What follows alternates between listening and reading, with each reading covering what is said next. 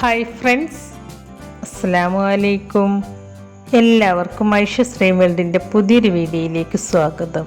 ഇന്ന് നമ്മൾ തയ്യാറാക്കുന്നത് സദ്യ സ്പെഷ്യലായിട്ട് നല്ല ടേസ്റ്റി ആയിട്ടുള്ള എല്ലാവർക്കും വളരെയധികം ഇഷ്ടമുള്ള അവിയലാണ്. നമുക്കറിയാം അവിയലില്ലാതെ ഒരു സദ്യയും പൂർണ്ണമാവില്ല എന്ന്. അപ്പോൾ വളരെ ടേസ്റ്റി ആയിട്ടുള്ള ഈ അവിയൽ എങ്ങനെയാണ് തയ്യാറാക്കുന്നത് എന്ന് നോക്കാം. അവിയൽ തയ്യാറാക്കാനായിട്ട് ഞാനിവിടെ കുറച്ചധികം പച്ചക്കറി എടുത്തു വെച്ചിട്ടുണ്ട്. 2 മുരിങ്ങക്ക ഇതുപോലെ നീളത്തിൽ കട്ട് ചെയ്ത് വെച്ചിട്ടുണ്ട്. പിന്നെ ഒരു വഴുതനങ്ങ, പിന്നെ കുറച്ച് പയറ്, അച്ചിങ്ങപ്പയർ എന്ന് പറയുന്ന പയറില്ലേ, അതാണ് കേട്ടോ എടുത്തിട്ടുള്ളത്. പിന്നെ കുറച്ച് കോവക്ക, പിന്നെ ഇതുപോലത്തെ 2 ക്യാരറ്റ്, പിന്നെ കുറച്ച് കൊത്തവര, പിന്നെ ഒരു മീഡിയം സൈസിലുള്ള പൊട്ടാറ്റോ, പിന്നെ ഒരു കഷ്ണം വെള്ളരി, പിന്നെ ഒരു കഷ്ണം ചേന,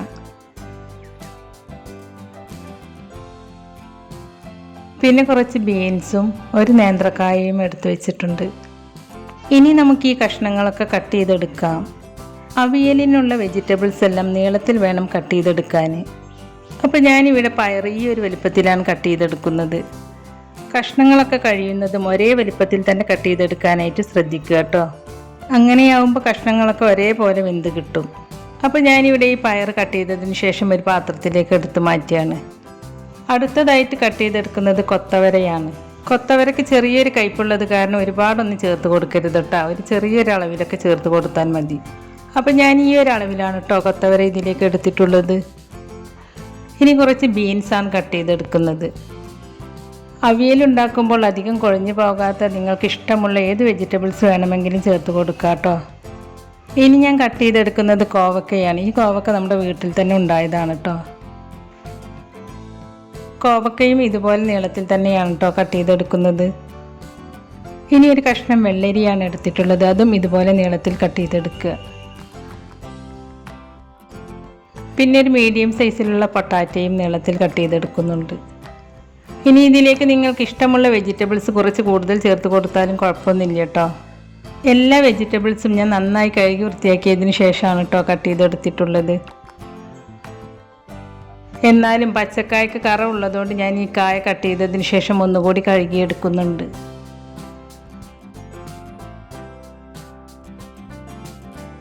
എല്ലാ കഷ്ണങ്ങളും കട്ട് ചെയ്തതിന് ശേഷം ലാസ്റ്റ് ഞാൻ കട്ട് ചെയ്തെടുക്കുന്നത് ചേനയാണ്. നമ്മളെടുത്ത എല്ലാ പച്ചക്കറിയേക്കാളും ചേനക്ക് കുറച്ച് കൂടുതൽ വേവുള്ളത് കൊണ്ട് ചേന കട്ട് ചെയ്തെടുക്കുമ്പോൾ കനം കുറച്ച് കട്ട് ചെയ്തെടുക്കണം കേട്ടോ. എന്നാലേ മറ്റുള്ള പച്ചക്കറിയുടെ കൂടെ പെട്ടെന്ന് വെന്ത് കിട്ടുള്ളൂ.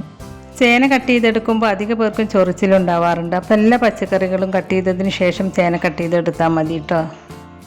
ഞാൻ ചൊറിച്ചിലൊന്നും വരാതിരിക്കാൻ വേണ്ടിയിട്ട് കുറച്ച് വെളിച്ചെണ്ണ കൈകളിൽ പുരട്ടിയിട്ടാണ് ചേന കട്ട് ചെയ്തെടുക്കാറ്. ഇപ്പോൾ എല്ലാ വെജിറ്റബിൾസും ഞാനിവിടെ കട്ട് ചെയ്തെടുത്ത് വെച്ചിട്ടുണ്ട്. ഇനി നമുക്ക് ഈ പച്ചക്കറികളെല്ലാം വേവിച്ചെടുക്കണം. അതിനായിട്ട് ചുവട് കട്ടിയുള്ള ഒരു പാത്രം ഞാൻ അടുപ്പത്ത് വെച്ചിട്ടുണ്ട്. ഈ പാത്രത്തിലേക്ക് ആദ്യം വേവ് കൂടുതലുള്ള കഷ്ണങ്ങൾ ചേർത്ത് കൊടുക്കുക. ചേനയ്ക്ക് വേവ് കൂടുതലുള്ളത് കാരണം ഞാൻ ആദ്യം ചേനയാണ് ചേർത്ത് കൊടുക്കുന്നത്. പിന്നെ കട്ട് ചെയ്ത് വെച്ച പച്ചക്കായ ചേർത്ത് കൊടുക്കുകയാണ്. പിന്നെ ചേർത്ത് കൊടുക്കുന്നത് പൊട്ടാറ്റോയാണ്. പിന്നെ വെള്ളരിയാണ് ചേർത്ത് കൊടുക്കുന്നത്. അതിനുശേഷം ബാക്കിയുള്ള പച്ചക്കറികളെല്ലാം ഓരോന്നായിട്ട് ചേർത്ത് കൊടുക്കുക. പച്ചക്കറികളെല്ലാം ചേർത്ത് കൊടുത്തതിന് ശേഷം പിന്നെ ഇതിലേക്ക് 1/2 ടീസ്പൂൺ മഞ്ഞൾപ്പൊടി ചേർത്ത് കൊടുക്കുക.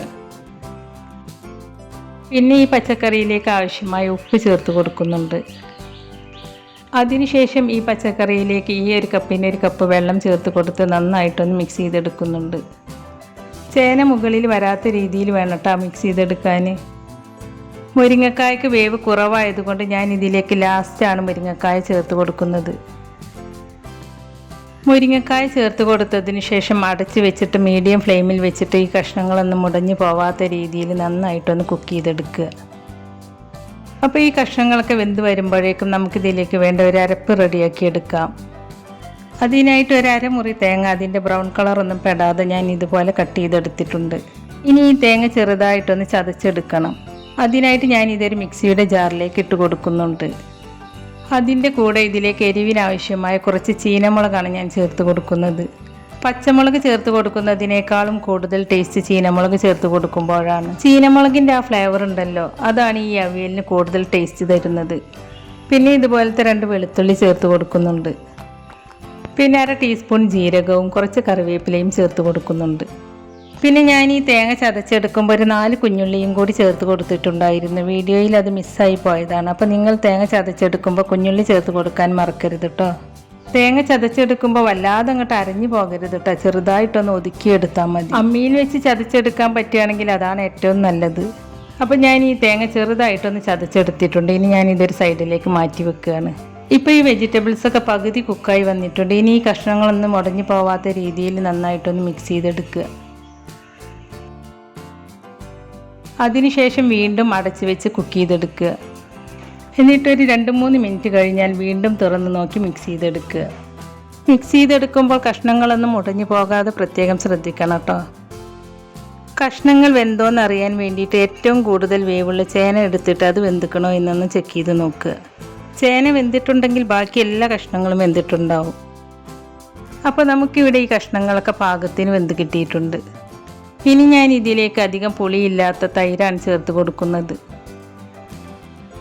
ഞാനിതിലേക്ക് 1/2 കപ്പ് തൈരാണ് കേട്ടോ ചേർത്ത് കൊടുക്കുന്നത്. അപ്പോൾ നിങ്ങളെടുക്കുന്ന തൈരിൻ്റെ പുളിക്കനുസരിച്ച് തൈര് ചേർത്ത് കൊടുക്കുക കേട്ടോ. തൈര് ചേർത്ത് കൊടുത്തതിന് ശേഷം നന്നായിട്ടൊന്ന് മിക്സ് ചെയ്തെടുക്കുക. എന്നിട്ട് ഈ തൈരിലെ വെള്ളത്തിൻ്റെ അംശം ഒന്ന് വറ്റിയതിന് ശേഷമാണ് കേട്ടോ ഞാനിതിലേക്ക് അരപ്പ് ചേർത്ത് കൊടുക്കുന്നത്. അങ്ങനെ ചേർത്ത് കൊടുക്കുമ്പോൾ ഈ അവിയൽ അധികം കുഴഞ്ഞു പോകാതെ നല്ല പെർഫെക്റ്റ് ആയിട്ട് തന്നെ നമുക്ക് കിട്ടും. ഇപ്പോൾ ഇതിലെ വെള്ളത്തിൻ്റെ അംശമൊക്കെ വറ്റിയിട്ടുണ്ട്. ഇനി ഞാൻ ഇതിലേക്ക് അരപ്പ് ചേർത്ത് കൊടുക്കുകയാണ്. അരപ്പ് ചേർത്ത് കൊടുത്തതിന് ശേഷവും കഷ്ണങ്ങളൊന്നും മുടഞ്ഞു പോവാത്ത രീതിയിൽ നന്നായിട്ടൊന്ന് മിക്സ് ചെയ്തെടുക്കുക.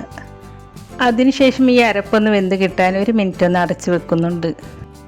1 മിനിറ്റിന് ശേഷം ഇതിൽ അരപ്പൊക്കെ ഒന്ന് വെന്ത് കിട്ടിയിട്ടുണ്ട്. ഇനി ഞാൻ ഫ്ലെയിം ഓഫ് ചെയ്ത് കൊടുക്കുകയാണ്. ഫ്ലെയിം ഓഫ് ചെയ്തതിന് ശേഷം ഞാൻ ഇതിലേക്ക് കുറച്ച് കറിവേപ്പില ചേർത്ത് കൊടുക്കുന്നുണ്ട്. അതിൻ്റെ കൂടെ തന്നെ 2 ടേബിൾ സ്പൂൺ വെളിച്ചെണ്ണയും ചേർത്ത് കൊടുക്കുന്നുണ്ട്.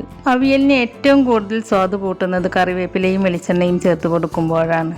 വെളിച്ചെണ്ണയും കറിവേപ്പിലയും ചേർത്ത് കൊടുത്തതിന് ശേഷം ഒന്ന് മിക്സ് ചെയ്തെടുക്കുക. അതിനുശേഷം കുറച്ച് നേരം അടച്ചു വെക്കുക. ഇങ്ങനെ അടച്ചു വെക്കുമ്പോഴാണ് കറിവേപ്പിലയുടെയും വെളിച്ചെണ്ണയുടെയും ഒക്കെ ആ ഫ്ലേവർ കഷ്ണങ്ങളിലൊക്കെ നന്നായി പിടിച്ച് അവിയലിന് നല്ലൊരു ടേസ്റ്റ് ഉണ്ടാവുകയുള്ളൂ. അപ്പോൾ വളരെ ടേസ്റ്റി ആയിട്ടുള്ള സദ്യ സ്പെഷ്യൽ അവിയൽ ഇവിടെ റെഡിയായി കിട്ടിയിട്ടുണ്ട്.